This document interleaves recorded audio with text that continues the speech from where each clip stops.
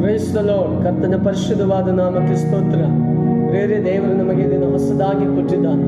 ಆತನ ಕೃಪೆ ಶಾಶ್ವತವಾದನು. ಆತನು ನಮ್ಮನ್ನು ಕರೆಯುತ್ತಾನೆ, ಪ್ರೀತಿಯಿಂದ ಕರೆಯುತ್ತಾನೆ. ಯಾವ ರೀತಿ ಕರೆಯುತ್ತಾನೆ? ದೇವರ ವಾಕ್ಯದಿಂದ ಕರೆಯುತ್ತಾನೆ.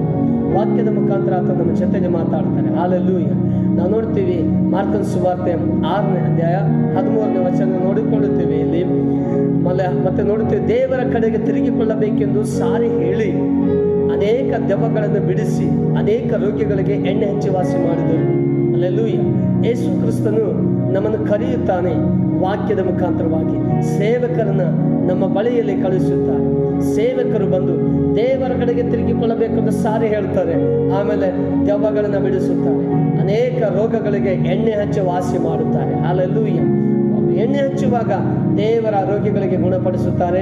ಅವರ ದೇಹದಲ್ಲಿರುವಂಥ ದೆವ್ವಗಳು ಬಿಟ್ಟು ಓಡುತ್ತದೆ. ಹಲ್ಲೆಲೂಯಾ. ಅವರ ಕುಟುಂಬದಲ್ಲಿರುವಂಥ ದೆವ್ವಗಳು ಬಿಟ್ಟು ಓಡುತ್ತದೆ.